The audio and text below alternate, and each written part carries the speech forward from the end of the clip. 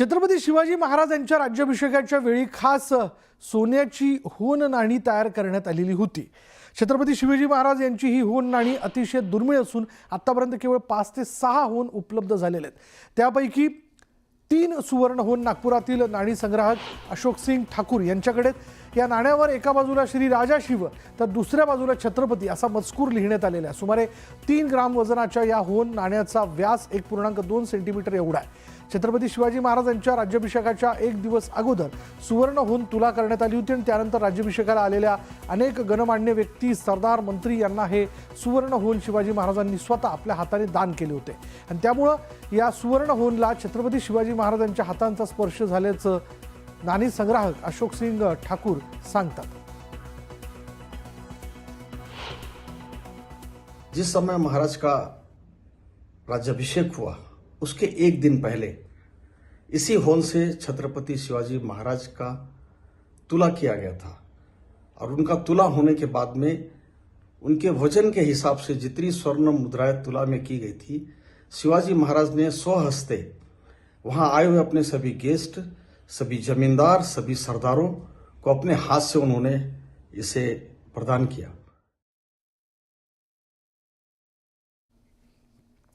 पुण्यात देखील शिवजयंतीचा उत्साह पाहायला मिळाला। शिवजयंतीनिमित्त पुण्यात शिवाजी महाराजांच्या 95 सरदार घराण्यांनी भव्य रथयात्रा काढली होती आणि मावळातील 12 खोऱ्यांमधली सरदार घराणी शौर्य परंपरा टिकून आहेत त्याचीच झलक या मिरवणुकीत बघायला मिळाली। मराठा सेवा संघाकडून या सर्व सरदार घराण्यांचं यथोचित स्वागत करण्यात आलं।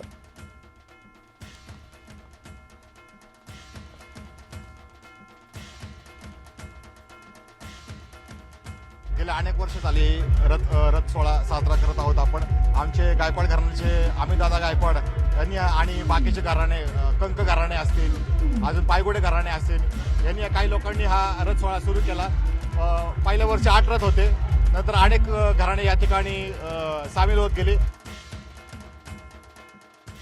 घराण्यातली सर्व मंडळी वर्षातनं एकदा शिवजयंतीच्या निमित्तानं सगळी 95 घरांनी एकत्र येतात, हा वैशिष्ट्य आहे। कुठल्या भागातले सरदार मंडळी त्या काळातली आणि आता कुठून रथ सुरू होते? जेवढे मावळे आणि सरदार मंडळी शिवाजी महाराजांच्या काळामध्ये आणि नंतरच्या काळामध्ये आपल्या स्वातंत्र्यासाठी लढले, मग त्याच्यामध्ये विशेषतः पानशेत खोरं, मोसे खोरं आहे, बोरवेल्ला आहे, पुरंदर आहे, सगळी 12 मावळातली मंडळी ही त्या काळामध्ये महाराजांच्या पहिल्या काळात उभी राहिली आणि मग देशात इतिहास घडलेला आहे। आता बघूया छत्रपती शिवाजी महाराजांच्या 395व्या जयंतीचा देशभरात उत्साह पाहायला मिळतोय। पण राहुल गांधींनी मात्र महाराजांच्या जयंतीला चक्क श्रद्धांजली अर्पण केल्यानं राजकीय वाद निर्माण झाल्याचं पाहायला मिळालं। लोकसभेचे विरोधी पक्षनेते राहुल गांधी यांनी छत्रपती शिवाजी महाराजांच्या जयंतीदिनी केलेलं हे ट्विट। राहुल गांधींनी महाराजांच्या जयंतीच्या दिवशी केलेल्या ट्विटमध्ये एक अक्षम्य चूक केली। राहुल गांधी यांनी छत्रपती शिवाजी महाराजांना जयंतीला अभिवादन करण्याऐवजी चक्क श्रद्धांजली वाहिली। राहुल गांधी यांनी केलेल्या या ट्विटमुळे ते चांगलेच वादात सापडले आहेत। भाजपसह महायुतीनं या प्रकरणी आक्रमक पवित्रा स्वीकारत राहुल गांधींवर हल्ला चढवल्याचं पाहायला मिळतं। औरंग्याच्या पिल्लावळा करून अजून दुसरी काय अपेक्षा नाही। हे हिरवे साप आहेत जे औरंग्याच्या विचारावर आमच्या देशामध्ये राजकारण करतात आणि म्हणून त्यांना नेहमी आमच्या शिवरायांचा द्वेषच। देशाची, जनतेची, शिवप्रेमीची माफी मागितली पाहिजे। बघा, जाणीवपूर्वक ही सगळी वक्तव्य होत असतात। हा महाराष्ट्राचा, मराठी माणसाचा अपमान करण्याचा जाणीवपूर्वक हेतू, सावरकरांचा वारंवार अपमान करणारे आता छत्रपती शिवाजी महाराजांपर्यंत यांची मजल गेली, हे चुकून झालेलं नाही, हे स्लिप ऑफ टंक नाही आणि म्हणून त्यांची हे निंदाजनक वक्तव्य आहे आणि म्हणून त्यांनी माफी मागितली। महाराष्ट्राचा विचार करता जयंतीला श्रद्धांजली शब्दप्रयोग करणं सुसंगत नाहीच। त्यामुळेच काँग्रेस प्रदेशाध्यक्ष हर्षवर्धन सकपाळ यांनी राहुल गांधींच्या या ट्विटमधील चुकांसंदर्भात सारवासारव केल्याचं पाहायला मिळतं। राहुल गांधींनी शिवाजी महाराजांना अभिवादन करत असताना, नमन करत असताना, मानाचा मुजरा करत असताना काय म्हटलं, तो माय हंबल ट्रिब्यूट।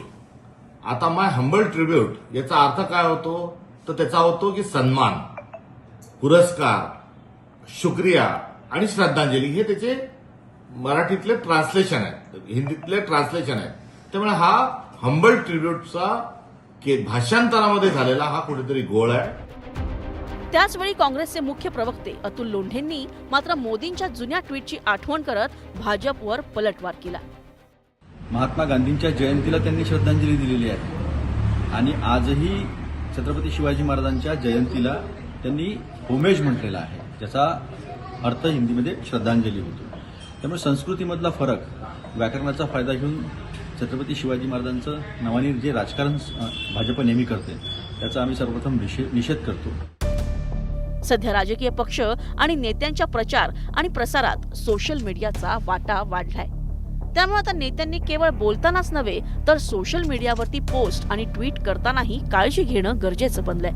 आता यापुढे तरी राहुल गांधींसह सर्वच नेते लोकभावनेचा आदर करत जयंतीला श्रद्धांजली अर्पण करणार नाहीत हीच अपेक्षा. Bureau report, news 18 Lokmat.